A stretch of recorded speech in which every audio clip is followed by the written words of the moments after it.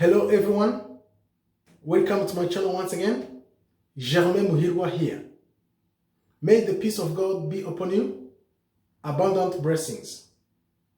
Today, we are going to discuss the reason why the Israelites had spent 40 years in the wilderness instead of 40 days. Whenever this subject is talked about, people come up with different answers. They try to say it was because the people of God were disobeying God and were complaining about almost everything. But when you ask people what they were complaining about, the real reason why they spent such a long time in the wilderness, most of the people do not know what to answer.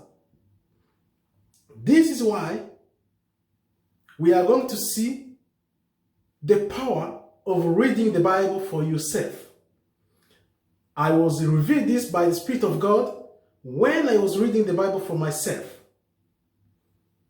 Here, we are going to discover something you have never heard about when it comes to the reason why the people of God had spent 40 years in the wilderness.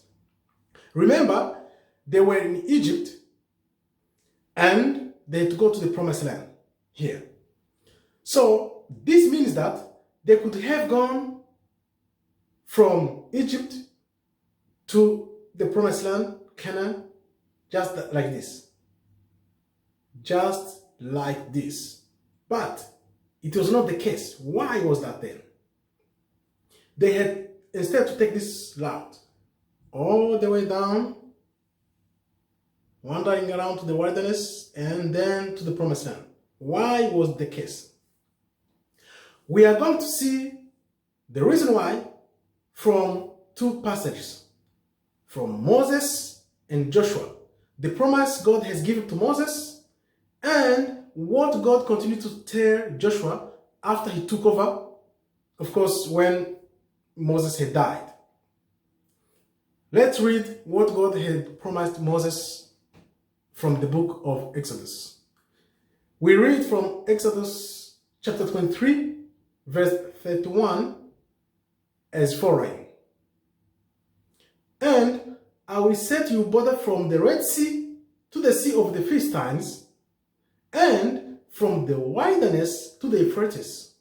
For I will give the inhabitants of the land into your hand, and you shall drive them out before you. So that means God was telling Moses, my people, I will give you the land. It will come all the way from the Red Sea, all the way to the wilderness, Philistians land, Kadesh, Edom, Moab, crossing the Jordan River, and then to the promised land. So you see, they had to make like a curve from the Red Sea all the way down to the Kadesh, up to the Moab, Edom, Jordan River, and then promised land. So it was this way instead of going this way. You see, they could have gone this way, but God made them go this way all the way around. From Ramses, Ezion, Kadesh, wilderness, and then Edom, Moab to the Euphrates, Jordan River, and then they land to the promised land, Canaan, right? You see, that's the route they took, right? Instead of going this way, which could have been much easier, right? Maybe they could have done it in 40 days, and then it took 40 years because the more they delayed, the journey took longer, the more they complained. So why were they complaining?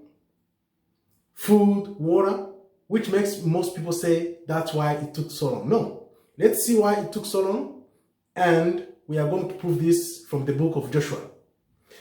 From the book of Joshua,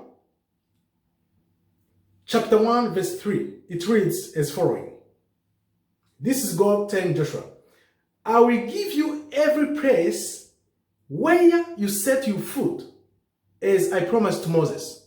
So God here was referencing to what he had told Moses, the size of the land that would come from Red Sea to the wilderness, to the Philistines, Edom, Moab, all the way to the Jordan River and then the Promised Land, right? You see?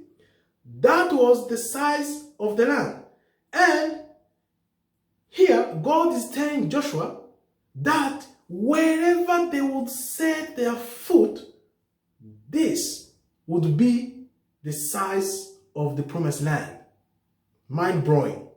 When the Spirit of God revealed this to me, I said to myself, wow, God, you are a great God. So, the real reason why they had spent such a long time from Egypt to the Promised Land, it's because God was tracing the boundaries of the Promised Land.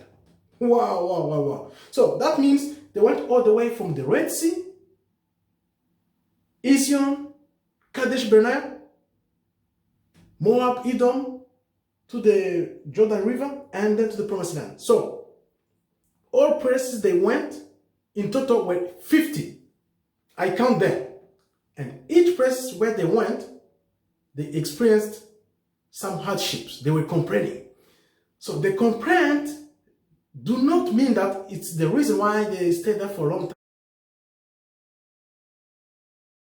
But they did not understand that God was fulfilling the promise he made to Moses, and he was at the same time fulfilling what he had told Joshua, that wherever they will set their foot would be the Promised Land. Wow. So what is the lesson we can deduct from this? We have to be patient and pay attention, because God talks to us every single day, day in, day out. But do we pay attention? I bet no. Even though we hear the voice of God from our inner voice, we're careless. We hear the voice from within, we think about it, after an hour or two, we forget about it. And we start to wonder why all the things we were promised are not coming to pass. Because we are exactly behaving like the people of God when they were going from Egypt to the Promised Land. Advice to all of us, including myself, is to pay attention and put into action what God tells us to do right away with no delay. Thank you again for your kind attention. May God bless you. Bye for now. Talk soon.